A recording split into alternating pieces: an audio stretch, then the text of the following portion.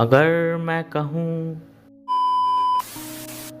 अगर मैं कहूँ आपको 900 किलोमीटर तक पैदल चलने को, तो क्या आप मेरी सुनोगे? आप तो यही कहोगे ना। आज जब टेक्नोलॉजी इतनी आगे निकल चुकी है, आज ट्रैवल करने के लिए हमारे पास bikes, cars, train and even planes. जहाँ 100-200 साल पहले सफ़र करने के लिए बैलगाड़ी या पैदल चलने के सिवा हमारे पास कोई दूसरा रास्ता नहीं था, लेकिन आज हम प्लेन के थ्रू 900 किलोमीटर तक का सफ़र 1 घंटे के अंदर पूरा कर सकते हैं। ऐसे में 900 किलोमीटर तो छोड़ो, कोई 2 किलोमीटर तक चलने को तैयार नहीं, क्योंकि टेक्नोलॉजी के इस ज़माने ने हमें आलसी बना दिया है। हमारे पास कोई वजह ही नहीं है पैदल चलने की। आज हमें 2 किलोमीटर भी जाना है तो हम कैब बुक कर लेते हैं।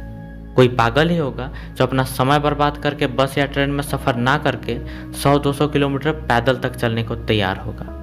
आपने बिल्कुल सही कहा, वो पागल ही होगा जो इतना लंबा सफ़र पैदल ही तय करने को तैयार होगा।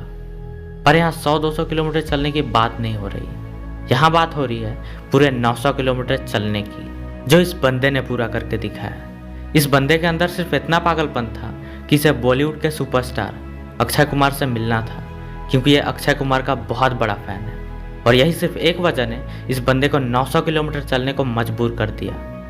आप कहोगे ये ट्रेन या फ्लाइट के ज़रिए भी तो जा सकता था, लेकिन इसने ऐसा नहीं किया, क्योंकि इस बंदे को पता था कि अक्षय कुमार अपने फिटनेस पे बहुत ज़्यादा ध्यान देते हैं, और इसे बस ये साबित करना था कि जो बंदा आज फिट है उसके लिए 900 किलोमीटर चल के जाना कोई बड़ी बात नहीं, जो इसने साबित करके दिखाया।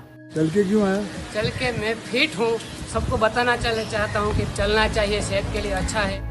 इसने गुजरात द्वारिका से लेकर मुंबई तक का सफ़र अपने पैरों पे चलकर पूरा किया, और तब तक नहीं रुका जब तक इसे इसकी मंजिल नहीं मिली, और 18 दिनों के अंदर अपनी मंजिल हासिल कर ही ली, और फिर अक्षय कुमार से मिला।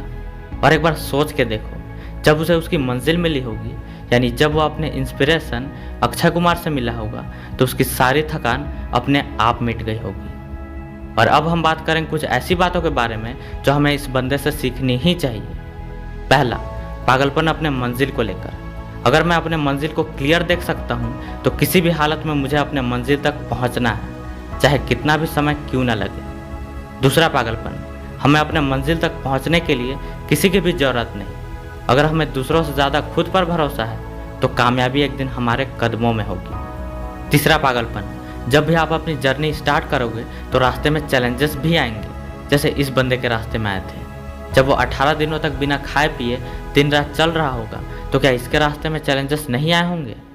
फिर भी इस बंदे ने बहाने नहीं बनाए, क्योंकि इसका गोल क्लियर था और बस चलता रहा। और जिस बंदे के अंदर अपने मंजिल को लेकर ऐसा पागलपन होता है, उसके रास्ते में अगर पहाड़ जैसी चुनौतियाँ भी आ जाए तो वो बंदा पहाड़ जैसी चुनौतियों को भी चीर कर आगे बढ़ जाता है। चौथा पागलपन, हालत और हालात कितनी भी बुरी हो, थकना और रुकना मत, और कभी हार मत मानना। और जो बंदा बदतर से बदतर हालात में मैदान को छोड़ने को तैयार नहीं होता, इतनी बुरी सिचुएशन में जो सर्वाइव कर सकता है, वो ज़िंदगी में क्या कुछ नहीं कर सकता। पांचवी सीख, स्टेप छोटा ही सही लेकिन लेना जरूर। जिस तरह 900 किलोमीटर पूरा करने के लिए यह बंदा हर रोज़ 50-50 किलोमीटर चलता था, फिर चाहे बाहर बारिश क्यों ना हो रही हो, और यही डिसिप्लिन ने इस बंदे को इसकी मंजिल तक पहुंचा दिया। बिल्कुल इसी तरह अगर हम एक एक स्टेप हर रोज़ लें तो कामयाबी एक दिन मिल ही जाती है।